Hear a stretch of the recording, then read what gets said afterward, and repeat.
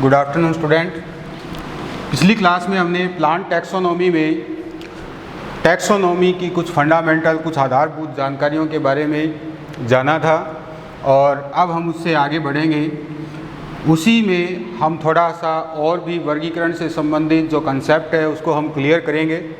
जैसा कि मैंने आपको बताया था कि टैक्सोनॉमी वास्तव में क्या है। टैक्सोनॉमी है पादपों की पहचान, उनका नामकरण और उनके वर्गीकरण से संबंधित विज्ञान, यानी वनस्पति विज्ञान की वो शाखा जिसमें हम पादपों की पहचान, उनका नामकरण और वर्गीकरण का अध्ययन करते हैं। और इसी के साथ मैंने आपको सिस्टमैटिक शब्द की व्याख्या भी बताई थी कि सिस्टमैटिक और टैक्सोनॉमी वैसे तो दोनों समानार्थी शब्द हैं, यानी दोनों का जो हिंदी में अर्थ है वो एक ही है, दोनों को ही हम वर्गीकरण विज्ञान कहते हैं, परंतु दोनों में परिभाषा के तौर पर अंतर है। जहां हम पादपों की पहचान, नामकरण और वर्गीकरण के अध्ययन को हम वर्गीकी यानी टैक्सोनॉमी कहते हैं, वहीं इन तीनों के साथ ही सिस्टमैटिक में हम पादपों में आपसी अंतर संबंध और उनकी विविधताओं को भी शामिल कर देते हैं। तो इसकी परिभाषा क्या बन जाती है कि वनस्पति विज्ञान में जब पादपों की पहचान, उनका नामकरण, वर्गीकरण और पादपों के आपसी अंतर संबंधों और उनकी विविधताओं का अध्ययन किया जाता है तो ये सिस्टमैटिक हो जाता है। सिस्टमैटिक शब्द जो है वो कैरोलस लीनियस ने दिया था। टैक्सोनॉमी शब्द A.P.D. कैंडोले ने अपनी पुस्तक थ्योरी एलिमेंटियर डी ला बोटेनिक में दिया था। इसके बाद हमने कुछ कालखंड की जानकारी हासिल की थी कि कौन से वो कालखंड है जिसके अंदर कई वैज्ञानिकों ने विभिन्न प्रकार के वर्गीकरण प्रस्तुत किए। और वर्गीकरण के जो कालखंड हैं उसको हमने दो भागों में बांटा था। एक तो प्री डार्विनियन और दूसरा था पोस्ट डार्विनियन। तो प्री डार्विनियन में मैंने आपको बताया था कि प्री डार्विनियन में जो भी क्लासिफिकेशन दिए गए थे उनमें प्रकृति के आधार पर क्लासिफिकेशन एक या दो लक्षणों की आकारकी के आधार पर, तीसरा जो दिया गया था इसमें संपूर्ण आकारकी और पारस्परिक बंधुता के आधार पर, यानी प्री डार्विनियन काल में जो वर्गीकरण दिए गए थे वो पौधों की प्रकृति के आधार पर, उनमें आकारकी के एक या दो लक्षणों के आधार पर और उसके बाद संपूर्ण का आकारकी और पारस्परिक बंधुता के आधार पर वर्गीकरण दिए गए थे। जबकि पोस्ट डार्विनियन काल में इन सब के साथ साथ जाति वर्तीय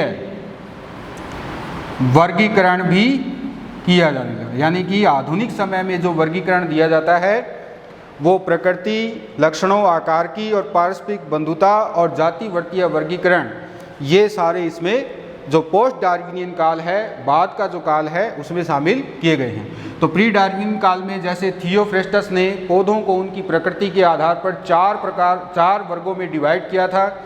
शाकीय पौधे, छुप या झाड़ी पौधे, छोटे झाड़ी या छुप पौधे और उसके बाद वृक्ष। तो इस तरह से चार भागों में इसने, जो थियोफ्रेस्टस है उसने अपनी पुस्तक थ्योरी एलिमेंटियर डी ला बोटेनिक और इटियोलॉजी ऑफ प्लांट में पौधों को चार वर्गों में डिवाइड किया था। इसके बाद आगे कालखंड बढ़ता गया।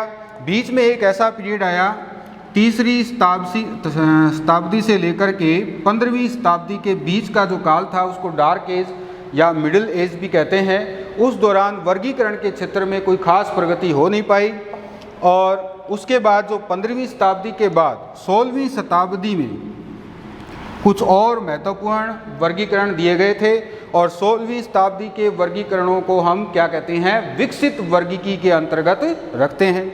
अब विकसित वर्गीकी में कौन कौन से ऐसे वर्गीकरण प्रस्तुत किए गए थे, कौन कौन से वैज्ञानिक थे जिन्होंने वर्गीकरण की अवधारणाएं दी, वो हम जानेंगे।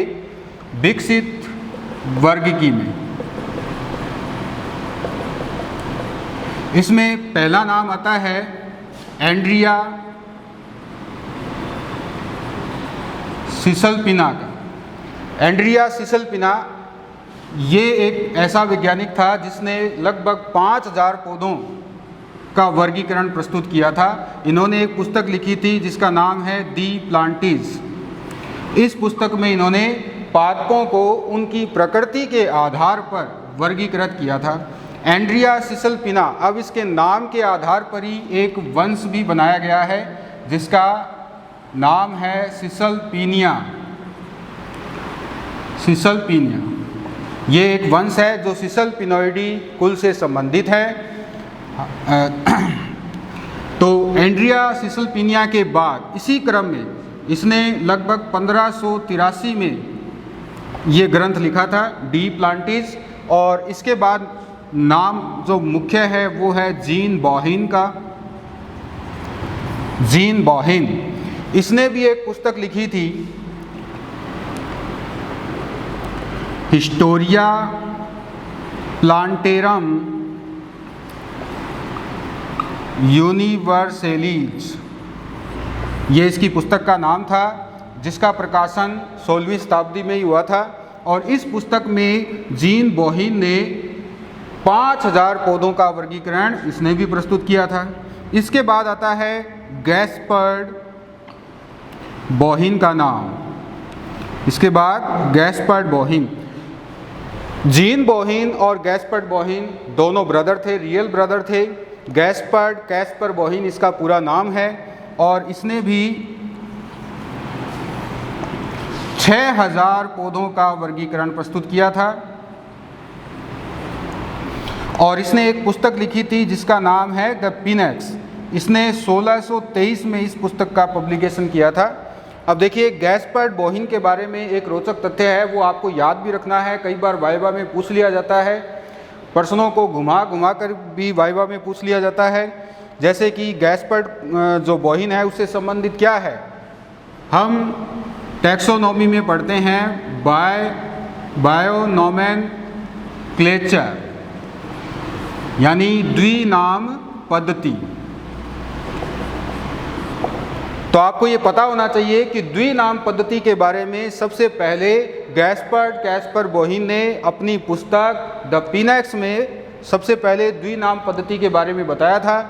लेकिन इसकी दी हुई द्विनाम पद्धति फेमस नहीं हो पाई, और उसके बाद 1735 में कैरोलस लीनियस ने इस पद्धति को फेमस किया था। यानी कि द्विनाम पद्धति को वर्ल्ड वाइड फेमस करने का श्रेय किसको जाता है, कैरोलस लीनियस को जाता है। इसीलिए द्विनाम पद्धति का जनक किसे कहते हैं, हम कैरोलस लीनियस को कहते हैं। लेकिन यथार्थ रूप से देखा जाए तो द्विनाम पद्धति सबसे पहले देने का श्रेय किसको है, गैस्पर्ड कैस्पर बॉहिन को है। तो ये दोनों भाई जो हैं, इन दोनों भाइयों के नाम पर भी वर्गीकरण के अंतर्गत एक वंश का नाम रखा गया है जिसका नाम है बॉहिनिया। ये जो बॉहिनिया पादप है ये आपके प्रैक्टिकल में है। और गैस्पर्ड बॉहिन, जीन बॉहिन ने दोनों ने अपनी अपनी पुस्तकों में, इसने 5000 पौधों पर और गैस्पर्ड बॉहिन ने 6000 पौधों का वर्गीकरण प्रस्तुत किया था। और इन दोनों वर्गीकरणों का आधार भी क्या था, पादपों की प्रकृति, यानी कि पादपों की प्रकृति के आधार पर ही वर्गीकरण प्रस्तुत किया था। और साथ ही साथ पौधों के पर्यायवाची नाम भी इन्होंने इसके अंदर दिए थे। इसके बाद आता है एक और महत्वपूर्ण वैज्ञानिक का नाम, जिसका नाम है जॉन रे। जॉन रे, इसने भी 2 किताबें लिखी थी। एक तो है हिस्टोरिया प्लांटेरम जिसके 3 भाग हैं, और दूसरी किताब है मेथोडस प्लांटेरम। इन दोनों पुस्तकों में जॉन रे ने भी प्रकृति के आधार पर लगभग 5 से 6000 पौधों का वर्गीकरण दिया था। तो ये है जॉन रे। जॉन रे ने क्या किया, हिस्टोरिया प्लांटेरम के 3 भाग लिखे, मेथोडस प्लांटेरम लिखा, और इन्हीं किताबों में इसने वर्गीकरण प्रस्तुत किया था प्रकृति के आधार पर। इसके बाद एक और इम्पोर्टेंट नाम आता है टॉन फोर्ट। टॉन फोर्ट के बारे में आपने 11वीं 12वीं क्लास में भी पढ़ा होगा। टॉन फोर्ट को वंश संकल्पना का जनक कहा जाता है। ये वंश संकल्पना का जनक है। इसने एक किताब लिखी थी एलिमेंट्स डी बॉटेनिक। इस किताब का प्रकाशन 1694 में हुआ था और इस किताब में भी टॉन फोर्ट ने प्रकृति के आधार पर पादपों का वर्गीकरण प्रस्तुत किया था। तो ये थे जो प्री डार्विनियन काल है उसके अंदर विकसित वर्गीकी। और उसके बाद अगर हम कुछ और उदाहरण देखें, ये तो सारे जो वर्गीकरण दिए गए थे वो एक या दो आकार की या एक या दो लक्षणों के आधार पर दिए गए थे। और इसी क्रम में एक और नाम शामिल है, वो है कैरोलस लीनियस का। कैरोलस लीनियस ने बहुत सारी किताबें लिखी थी, जिसमें सिस्टेमा नेचुरी, क्रिटिका बोटेनी,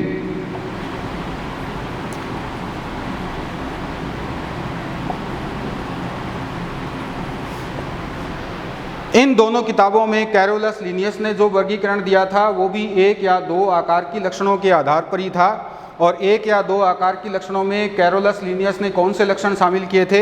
पुष्पों में पुंकेसरों की संख्या और उनके जनन अंगों की आकार की। तो इन दोनों लक्षणों को आधार बनाकर कैरोलस लीनियस ने वर्गीकरण दिया था। जो सिस्टेमेटिक बॉटनी है उसका जनक कहा जाता है कैरोलस लीनियस को। आधुनिक वर्गीकरण का जनक भी कैरोलस लीनियस को कहा जाता है। द्विनाम पद्धति का जनक भी कैरोलस लीनियस को कहा जाता है।